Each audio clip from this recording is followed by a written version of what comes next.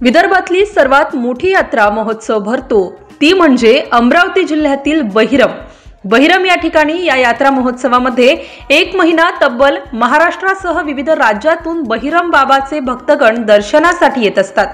यावर्षी अचलपूरचे आमदार प्रवीण तायडे यांच्या नेतृत्वात हिंदकेसरी भव्य शंकरपटाचे आयोजन करण्यात आले आहे। आज बुधवार रोजी या शंकरपटाचे उद्घाटन माजी खासदार नवनीत राणा, अचलपूरचे आमदार प्रवीण तायडे यासह प्रमुख मान्यवरांच्या उपस्थितीत पार पडले।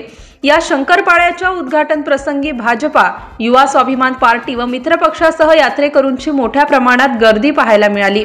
या दरम्यान आमदार प्रवीण तायडे यांनी पुन्हा विरोधकांवर चांगलाच निशाणा साधलेला आहे। माझा जन्मच शेतकरी कुटुंबात झाला असून मला बैलजोडी कशी चालवावी हे माहीत आहे आणि कोणी माझी मर्दानगी पाहू नये असा टोला सुद्धा आमदार प्रवीण तायडे यांनी विरोधकांवर लगावला आहे।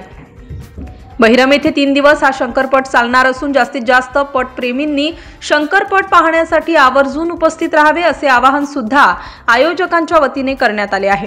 या शंकरपटात औरंगाबाद, जालना, बीड, परभणी, नागपूर, अमरावती, अकोला यासह विविध भागातून बैलजोड्या हजर झाल्या आहेत। कायदा व सुव्यवस्था सुरळीत राहावी यासाठी पोलिसांचा तगडा बंदोबस्त सुद्धा या शंकरपटाच्या परिसरात तैनात करण्यात आला आहे।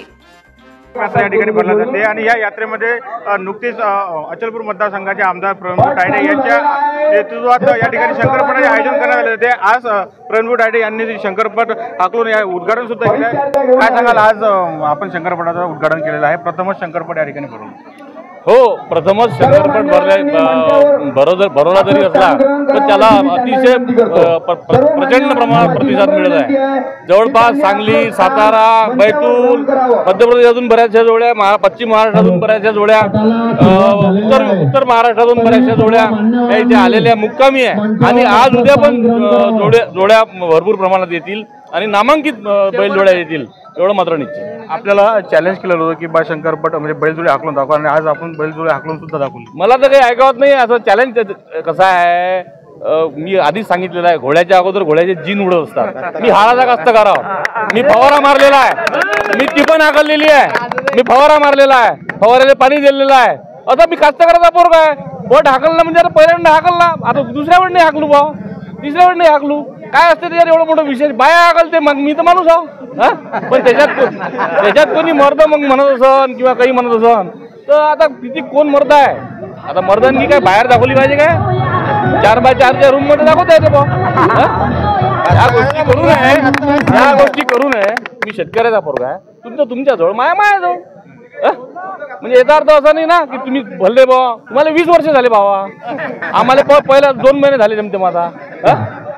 पाहू ना पुढे काय काय होते। किती बक्षीस राहणार आहे शंकरपट? 11 लाख रुपये बक्षिसांची लूट आहे आणि त्याच्यातही बरंचसं म्हणजे हे आहे, त्याच्यामुळं चांगल्या पद्धतीचं नियोजन हे आमच्यातर्फे करण्यात येत आहे आणि प्रशासनाचं पूर्ण उत्तम सहकार्य आहे, त्याच्यामुळं चांगल्या पद्धतीचे पट चांगले होईल अशी आशा वाटते। अशाच वेगवान घडामोडी पाहण्यासाठी आमच्या चॅनलला लाईक व सबस्क्राईब करायला विसरू नका।